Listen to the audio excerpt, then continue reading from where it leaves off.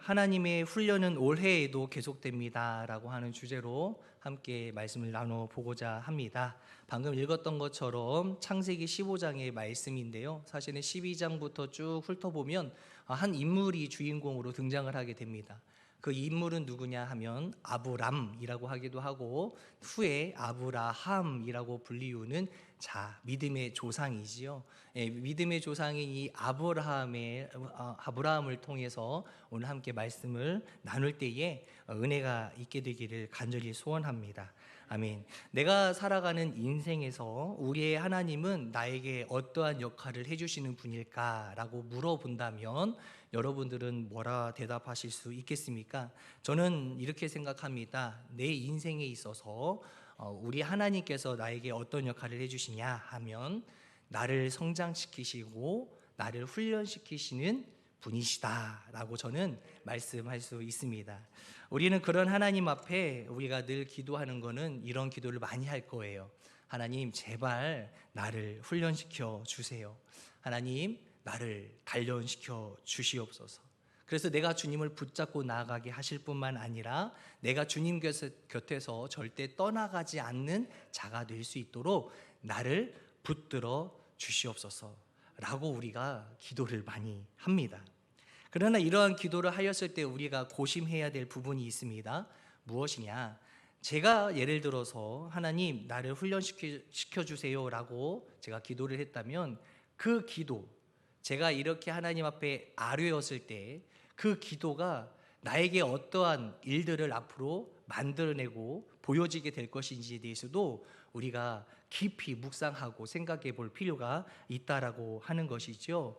여러분 생각해 보십시오. 나를 훈련시켜 달라는 말은 우리가 입버릇처럼 하지만 그 훈련이요 단순한 훈련이 아니다라는 겁니다. 그 훈련은 나를 변화시킬 수 있는 훈련이기 때문에 생각보다 약하지 않아요.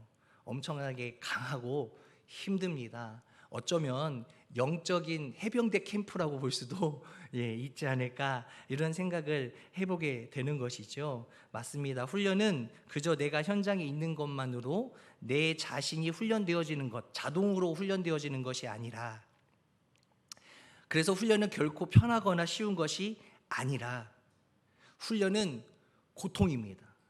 그리고 그 고통을 우리들이 하나님을 의지함으로 인내할 때 우리는 그 훈련을 통하여 내 자신의 믿음이 단련되어지는 것입니다. 우리의 습관처럼 하던 기도도 천천히 곱씹어 보면서 하나님 앞에 다짐하고 결단하는 그 자체가 얼마나 중요한 것인지 우리가 계속적으로 깊이 묵상하면서 하나님 앞에 기도했으면 좋겠습니다. 창세기 12장에 보면 하나님께서 아브라함을 부르신 뒤에 그 약속, 그를 통하여 약속을 하시는 부분들이 나오게 됩니다. 창세기 12장 1절로부터 3절까지 말씀인데 같이 함께 보도록 하겠습니다.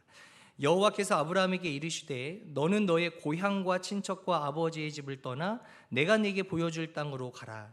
내가 너로 큰 민족을 이루고 네게 복을 주어 내 이름을 창대하게 하리니 너는 복이 될지라. 너를 축복하는 자에게는 내가 복을 내리고 너를 저주하는 자에게는 내가 저주하리니 땅의 모든 족속이 너로 말미암아 복을 얻을 것이라 하신지라. 아멘. 이 말씀 중에 등장하는 단어 중에 가장 반복적으로 등장하는 단어가 하나가 있으니 바로 복이라고 하는 단어입니다.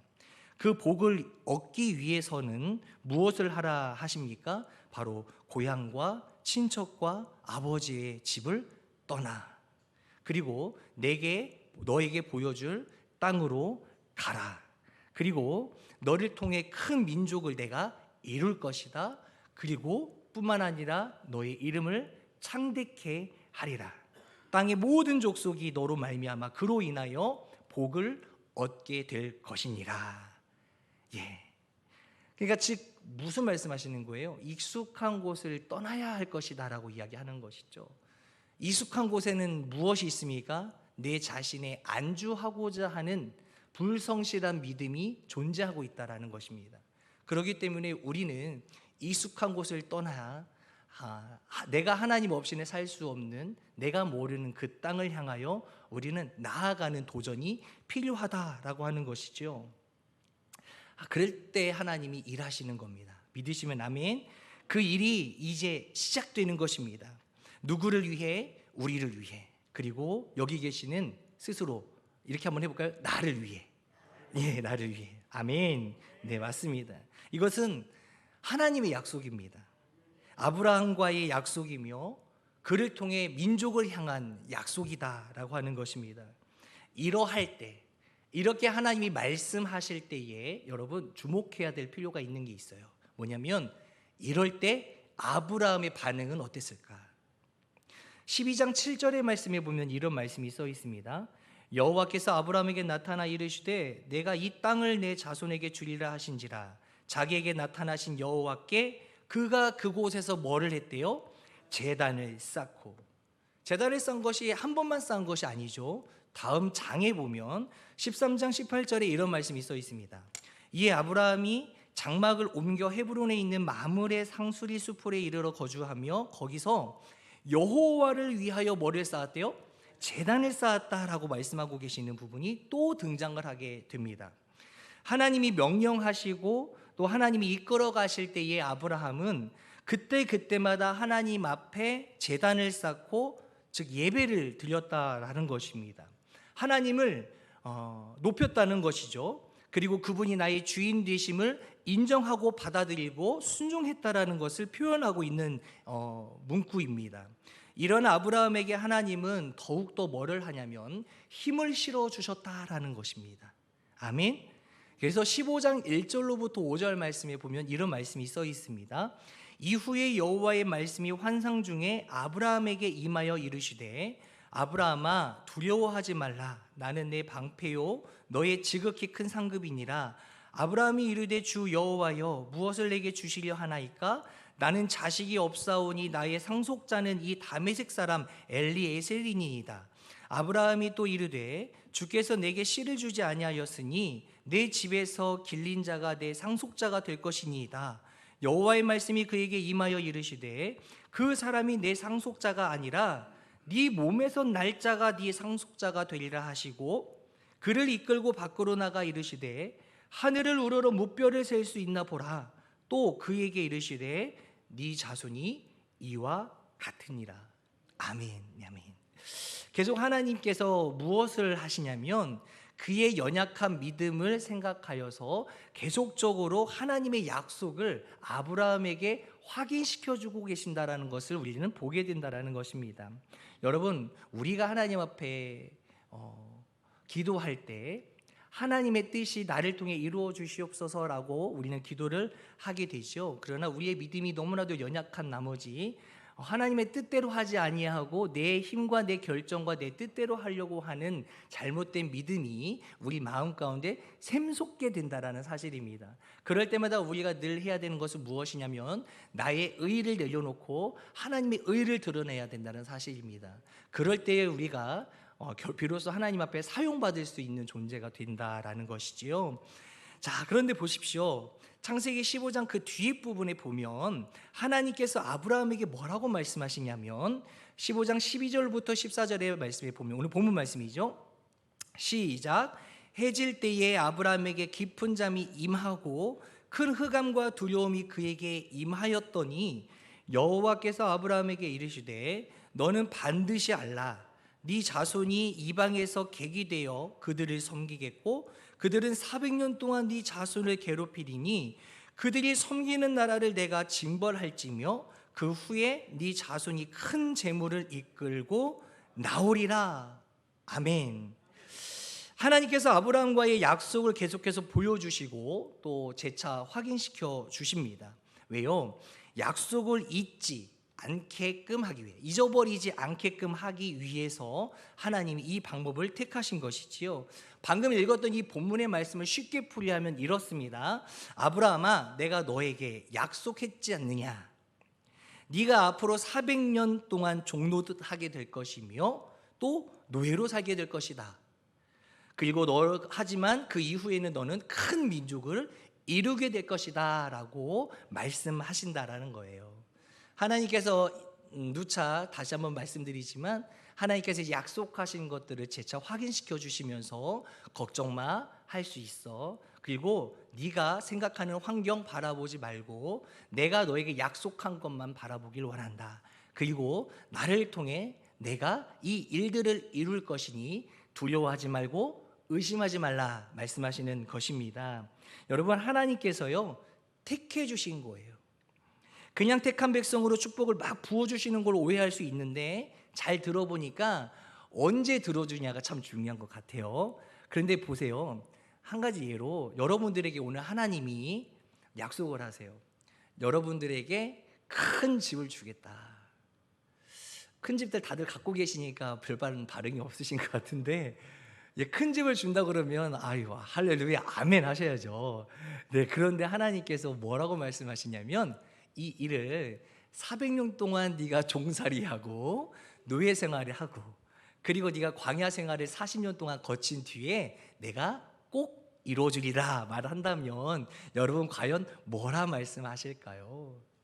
근데 많은 사람들이 이런 난관에 부딪히게 되죠. 기도를 하다가 하나님 앞에 기도합니다. 하나님, 나에겐 이런 소원이 있어요. 하나님을 위한 일입니다. 일이기 때문에 이 소원을 꼭꼭꼭꼭 이루어 주셔야 돼요. 저는요 좋은 차를 갖고 싶어요. 왜냐하면요 저를 위한 게 아니에요. 전도하려고요. 비싼 차 주셨으면 좋겠어요. 저를 위한 것 아니에요. 다른 사람들 태우고 교회를 데리고 오려고요.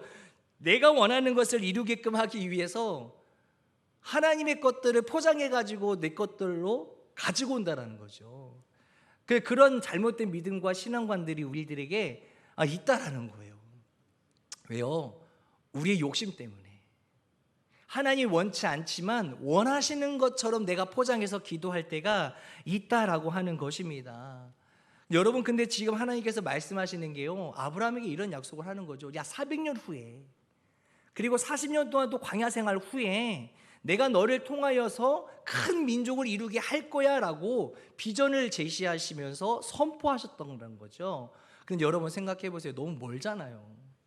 많은 사람들이 하나님 곁을 왜 떠나는지 아십니까? 기도를 해도 들어주지 않는다라는 거예요.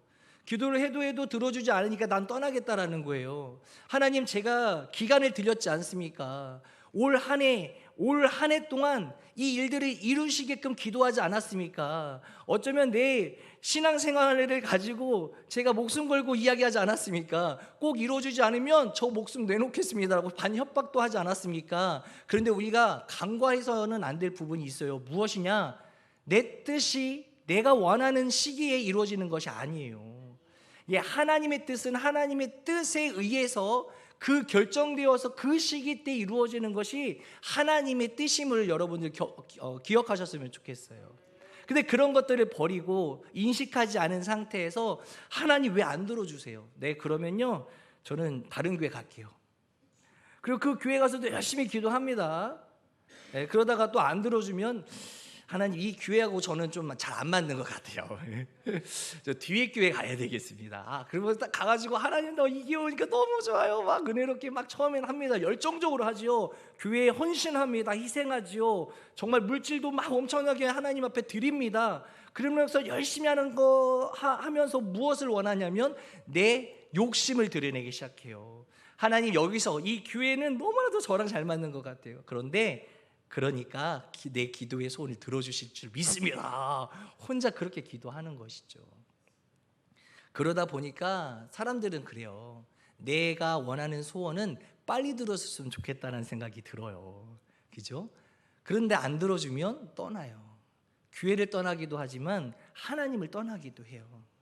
부처님을 믿어야 되나? 저 이단에 가볼까? 이단은 기도라도 열심히 한다던데. 그런 생각과 잘못된 판단을 하기 마련이다라는 것이죠. 근데 아브라함에게 하나님 말씀하시잖아요. 400년이라고 하는 시간도 그냥 지나가는 시간이 아니에요. 그 400년 동안 내가 너와 너의 민족을 뭐를 하겠다는 거예요? 종살이 시키겠다는 거예요. 난 그 대접 받고서는 전 못하겠습니다. 저 그런 대접 받고서는 하나님 일 감당할 수 없어요. 하나님 지켜주시는 하나님이고 나를 인도하시고 좋은 길로 인도하시는 하나님이시라면서요. 왜 이렇게 험난하고 이렇게 울퉁불퉁한 길을 나에게 허락하시는데요? 좀 실망이에요 라고. 하는 경우가 있다라는 것이죠. 그런데 아브라함은 달랐어요. 그냥 믿음의 조상이라고 하는 타이틀이 그에게 붙어진 것이 아니다라는 거예요. 그에게는 진정한 하나님을 향한 신뢰가 있었고 믿음이 있었습니다. 그 아브라함의 그 믿음의 모습을 통하여 하나님께서 우리에게도 말씀하시는 거예요. 너희도 아브라함처럼 선택하고 아브라함처럼 순종할 수 있겠니? 이렇게 물어볼 때 우리는 과연 하나님 앞에 어떠한 대답을 내놓을 수 있을까요? 지금으로부터 16년 전 제가 오늘 이것 때문에 제가 제 그 개인 이력서를 예전에 써놨던 거를 이렇게 훑어봤어요. 그랬더니 16년 전 이야기더라고요. 제가 16년 전에 어떤 한 회사에 입사를 하게 되었습니다. 그래서 서울에 있는 회사인데 그때 당시 이제 교육회사로서는 우리나라에서 1등이었고 지금도 1등이에요. 과외 회사로 온오프라인 수업이 다 가능한 그 회사인데 제가 그 회사에 입사를 하고 한 4년 차가 넘어갈 때쯤에 총무과에서 연락이 왔어요.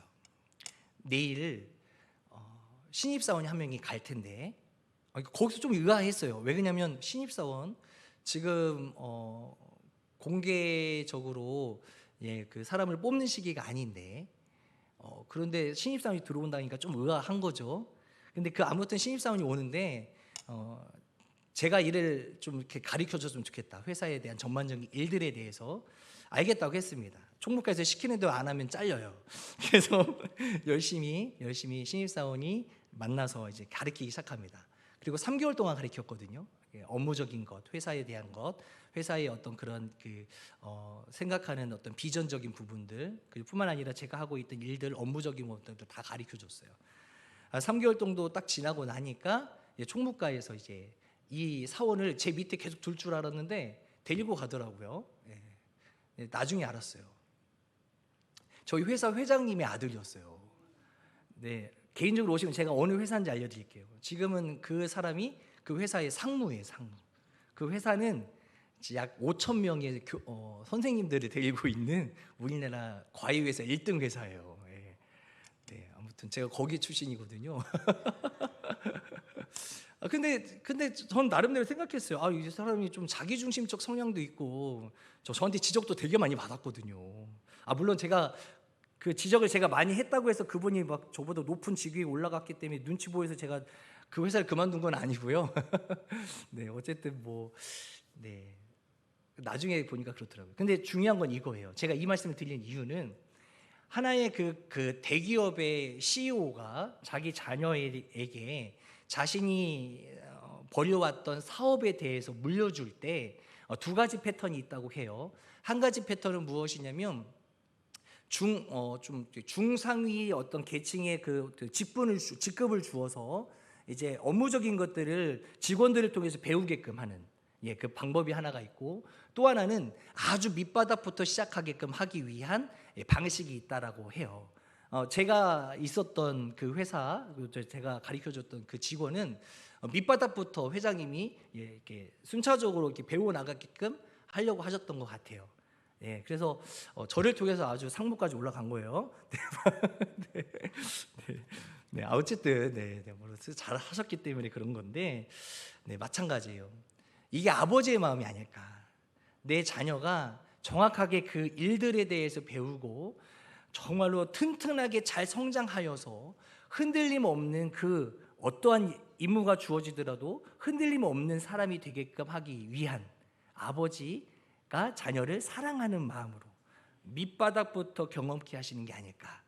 어쩌면 하나님께서 우리를 단련시키고 훈련시키는 것은 우리에게 편하게끔 도와주시기 위해서 하나님께서 모든 걸 다 해주신다라는 그런 개념이 아니라 우리를 밑바닥부터 경험케 하심으로 여러 가지 험난한 어려움도 겪어보고 황당한 일도 겪어보게 하고 때로는 하나님을 향하여서 내가 실망도 해보기도 하고 하면서 하나님을 조금씩 알아감으로 말미암아 하나님을 절대적으로 배신할 수 없는 믿음의 사람으로 완벽하게 성장시키기 위한 하나님의 놀라운 계획하심이 아닐까라는 생각을 해보게 된다는 사실입니다. 믿으시면 아멘.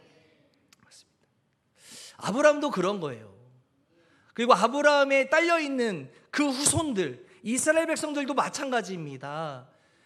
아버지가 자녀를 사랑한다면 편하게 해줘야 되겠지만 그런 것을 원하지 않았어요. 그렇게 나약한 믿음을 소유한 자들로 하나님께서는 만들고 싶지 않았다라는 거예요. 그렇기 때문에 강력하고 절대 흔들림 없는 믿음의 사람이 되게끔 하시기 위하여 나를 사랑하는 마음으로 하나님께서 나를 단련시키고 훈련시켰다라는 사실을 우리가 믿으셨으면 좋겠습니다. 그래서 우리는 밑바닥 인생부터 시작한다라고 생각을 하고 하나님께서 내게 주어진 일들을 감당하게 되면 하나님 앞에 우리는 실망할 수 없는 거예요. 절대적으로 하나님께서 나를 훈련시키기 위한 것이기 때문에 관계성에서의 문제도 드러나게 하시고 여러 가지 내 사업적인 면이라든지 내 가정적인 측면에서도 여러 가지 어려움을 겪게 하신다라는 것을 분명히 하나님의 계획 속에 존재하고 있다는 사실이에요. 그러니 우리가 주어진 조건 속에서 살아갈 때 하나님 앞에 실망하지 말라는 거예요. 하나님의 모든 계획하심이 있었고 네가 이 타이밍에 실망을 할 것이야 라고 하는 그조차도 하나님께서 이미 계획 속에 포함하고 계셨을 거라는 거예요. 그러니 우리는 하나님을 향하여 감사하는 우리 모두가 되기를 소원합니다. 아멘.